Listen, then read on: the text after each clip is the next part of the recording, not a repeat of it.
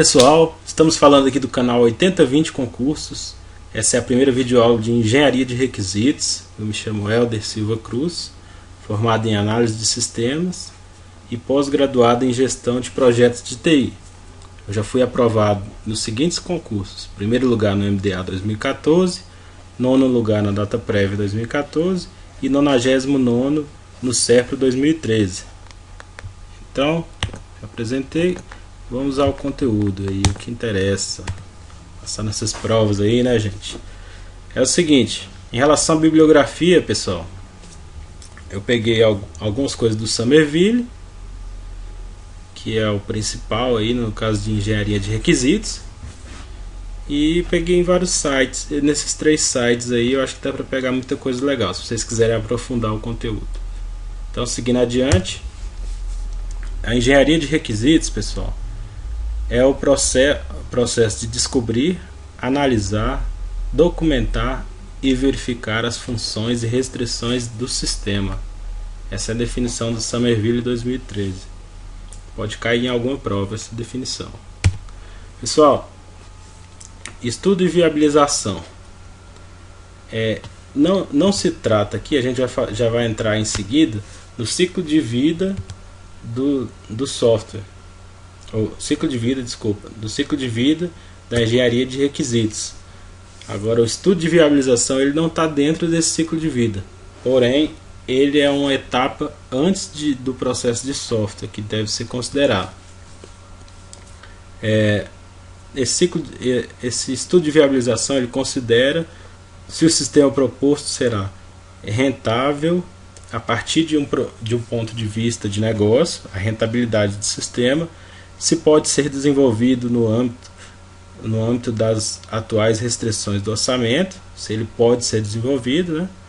Se deve ser relativamente barato, ele deve ser relativamente barato e rápido. Então, se vai ser rápido e barato, o software deve informar a decisão de avançar, ou o resultado, deve informar a decisão de avançar ou não, com uma análise mais detalhada. Ou seja, o estudo de viabilização ele tem esse objetivo de dizer se você prossegue ou não no desenvolvimento daquele software. É um estudo mesmo, para ver se é viável. Então, o ciclo de vida com base no Somerville 2011, ele começa pelo seguinte: temos a parte de produção de requisitos e a parte de gerência de requisitos. Em relação à produção de requisitos, pessoal, teremos o levantamento, análise e negociação dos requisitos, documentação dos requisitos e verificação dos requisitos, validação dos requisitos, e temos a própria gerência de requisitos. Na parte de gerência de requisitos, a gerência de requisitos. Dentro de gerência de requisitos temos controlar mudanças, gerenciar configuração, implementar rastreabilidade e gerenciar a qualidade. Então, comentando de maneira mais detalhada, na produção de requisitos, o levantamento ele diz respeito à elucidação ou identificação de requisitos, o domínio das partes, ele vai estar analisando se obtém requisitos, identificação e análise do problema, a fase de levantamento. Na fase de análise e negociação de requisitos, já vai estar sendo discutida a classificação dos requisitos, como são classificados cada requisito que foi levantado, os conflitos de uma pessoa disse uma coisa, outra, vão ser resolvidos os conflitos aí nessa fase, a priorização, o que vai ser feito primeiro, o que depois, e tudo isso vai ser confirmado. Aí se vem a próxima fase, que é a fase de documentação dos requisitos, onde vai ser separado os requisitos que são funcionais e os que são não funcionais aí nessa fase. Após a documentação dos requisitos, a verificação de requisitos, que verifica se os requisitos estão de acordo com o que foi levantado nas fases anteriores, na documentação em si de requisitos. É só abrir aqui uma janelinha aqui, vou aqui minimizar. Acho que é o outro vídeo que renderizou aqui. Opa. Tá, voltando à aula. Aí temos a última a fase de validação dos requisitos, a última aí da produção de requisitos, que é a fase que o usuário valida se está de acordo com a regra esperada. Aí temos após essa fase, temos a gerência de requisitos, que a gerência ela inicia-se quando a primeira versão da documentação de especificação de requisitos estiver disponível. Então, quando estiver disponível a primeira versão da especificação, ela se divide em controlar mudanças, gerenciar a configuração, implementar rastreabilidade e gerenciar a qualidade. Seguindo adiante, pessoal, em relação à produção de requisitos, no que diz respeito ao levantamento de requisitos, ali está uma visão mais ampla. Vamos seguir para essa aqui que eu dei uma formatada para ficar menos conteúdo na página. Então, levantamento de requisitos, temos a área de reconhecimento do problema, avaliação e síntese, modelagem, especificação e revisão. Eles pedem as áreas dessa forma aí, você tem que dizer conforme está aí. Vou repetir aí para fixar um pouco. Reconhecimento do problema, avaliação e síntese, modelagem, especificação e revisão. As atividades do levantamento de requisitos são as seguintes: a descoberta do requisito em si, foi descoberto, a classificação e organização, a priorização e negociação dos requisitos, a especificação dos requisitos. São essas quatro, né? E dentro da especificação de requisitos, a última que eu falei, temos a especificação de requisitos de negócio, requisitos de usuário e requisitos de sistema, que vamos falar adiante o que significa cada um destes. As principais dificuldades do levantamento de requisitos são as seguintes: ambiguidade e falta de clareza, cultura heterogênea da organização, ou seja, culturas diferentes, não confundir com homogênea, né? É heterogênea, culturas diferentes na organização. Dificuldades de comunicação, identificação de stakeholders e rastreamento de requisitos, que se trata quando você vai ver quem foi que passou aquele requisito, quem é a pessoa que eu tenho que tem que autorizar o levantamento, enfim. É você rastrear as pessoas com os requisitos, fazer aquela ligação. Então, seguindo adiante, dentro aí, continuando a produção de requisitos, temos produção de requisitos. Dentro de levantamento de requisitos, temos as técnicas aí de levantamento de requisitos. As técnicas, elas são divididas em 4 tipos de técnicas. Essa daí eu cacei longe para procurar isso aí. São as técnicas tradicionais, as colaborativas, as cognitivas e as de abordagem contextual.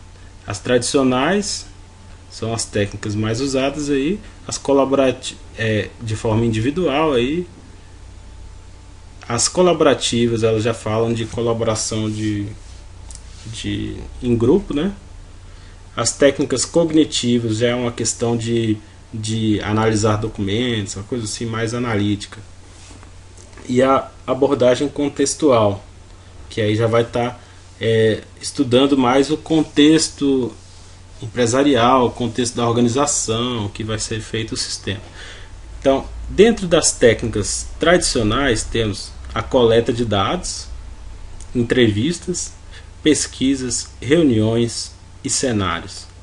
Dentro das colaborativas, temos a prototipação, temos o brainstorming, que o brainstorming significa a obtenção de requisitos sem muita precisão. É utilizado geralmente o brainstorm, que são reuniões, né? Então, dentro dessas reuniões, cada um vai dando sua opinião e vai se pegando uma ideia sem tanta precisão ali do que se deseja levantar. A técnica JAD, que são oficinas, são consideradas uma técnica primária para definir rapidamente requisitos multifuncionais e reconciliar as diferenças entre as partes interessadas. Técnica JAD aí. E temos grupo focal também. As técnicas cognitivas temos as seguintes, tá? Análise de tarefas, análise de protocolos e técnicas de aquisição de conhecimento. Dentro das técnicas de abordagem contextual, pessoal, temos a etimografia, que a etimografia é o estudo das pessoas trabalhando no ambiente corporativo, é uma técnica muito usada para se descobrir como de fato o processo acontece, não como o processo deveria acontecer, né? Então, etimografia, em seguida análise de discursos, depois os métodos tecnosociais. Seguindo adiante, em relação à análise e negócio dos requisitos, temos aí, ela trata de classificação, conflitos, priorização e confirma. E aí tem a confirmação disso, né? Então, dentro da análise de negócio dos requisitos, temos a análise de requisitos, que deve buscar minimizar o acoplamento ao longo de todo o sistema. Se o nível de interconexão é muito alto, o esforço deve ser feito para reduzi-lo, ou seja, ele tem que desconectar, nesse caso, se for muito alta a conexão. Então ele minimiza o acoplamento, que é o acoplar é você deixar algo bem como se fosse uma coisa só. Então ele busca separar, fragmentar aquele requisito, e para não ficar tão acoplado. Então, seguindo adiante, a validação dos requisitos. Então temos aí também 3 técnicas de validação dos requisitos: a revisão de requisitos, a prototipação e a geração de casos de teste. A revisão de requisitos, ela é realizada por especialistas em uma equipe de revisores. Já a prototipação é onde o usuário final testa um módulo executável para verificar os requisitos. A última fase, a última técnica, é a geração de casos de teste, onde já na especificação de casos de teste são localizadas falhas e as dificuldades de geração deles já representam dificuldades na implementação e, consequentemente, falhas nos requisitos. Ou seja, são gerados os casos de teste para simular aí como vai ser o desenvolvimento da aplicação. Aí se descobre coisas antes, problemas, né? Ou evoluções. Tarefa de engenharia de requisitos. As tarefas de engenharia de requisitos que ajudam a levar a um entendimento de qual será o impacto do software sobre o negócio. Ou seja, as técnicas que vão ajudar a saber o impacto do software sobre o negócio são as seguintes: concepção, elucidação, elaboração, negociação, especificação, validação e o gerenciamento. Sendo que a concepção, ela fala sobre uma visão geral do negócio. A elucidação fala sobre o levantamento de requisitos. A elaboração fala de uma análise de requisitos, onde envolvem diagramas, como por exemplo diagramas UML, e a metodologia que estiver sendo utilizada, né? Na fase de negociação, envolve a classificação e organização, negociação, priorização, são definidos o escopo, prazo, custo e os riscos aí do projeto. Em seguida, a fase de especificação, são definidos os requisitos funcionais e os requisitos não funcionais.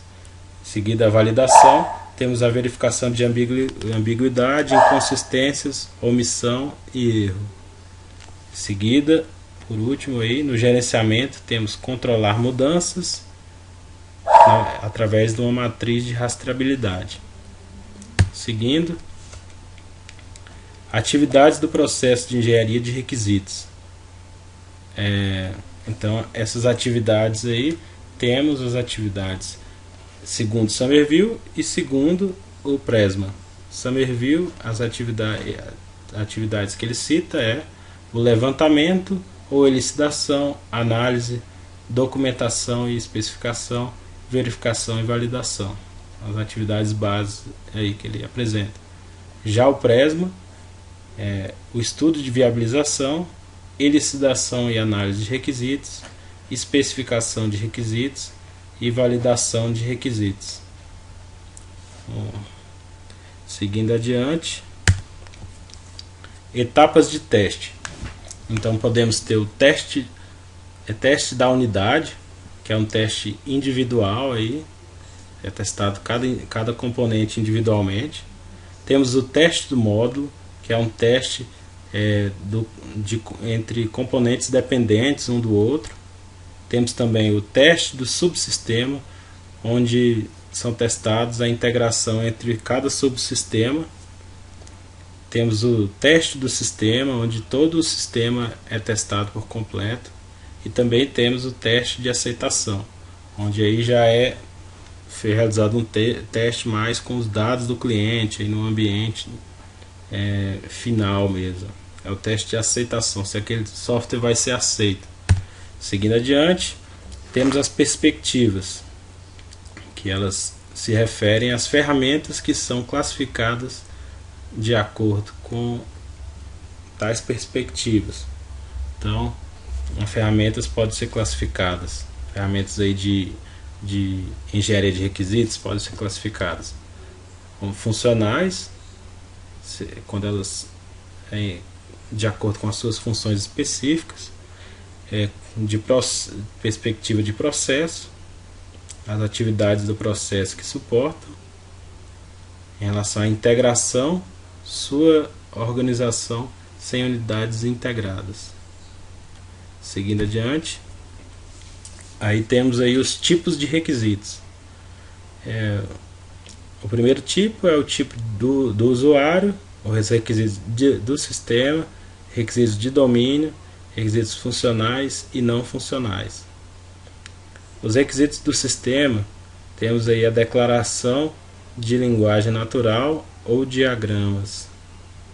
Aí quando se fala disso, já dá para fazer a ligação que são requisitos do usuário, que falam sobre funções do sistema, mas através dessa linguagem natural e diagramas aí, são do usuário.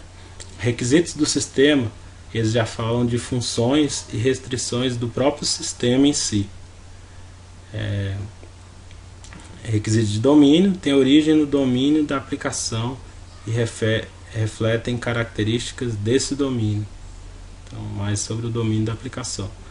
Temos os requisitos funcionais, que estão diretamente ligados à própria funcionalidade do software em si. E os requisitos não funcionais, que não dizem respeito diretamente às funções específicas do software, mas a restrições que o software vai ter, enfim, não diretamente ligados às funções do próprio software. Seguindo adiante, temos nos tipos de requisitos não funcionais. Os não funcionais eles se dividem também em 3 tipos de requisitos não funcionais. Temos os requisitos não funcionais de produto, que eles especificam ou restringem o comportamento do software. Ou seja, quando se falar de restrição ao comportamento do software, já são de produtos não funcionais. Um exemplo desses são o desempenho, memória requerida, taxa de falhas, contenção e usabilidade. Também temos os requisitos organizacionais, não funcionais do tipo organizacionais, né? Sendo mais claros, são derivados de políticas e procedimentos da organização do cliente e do desenvolvimento.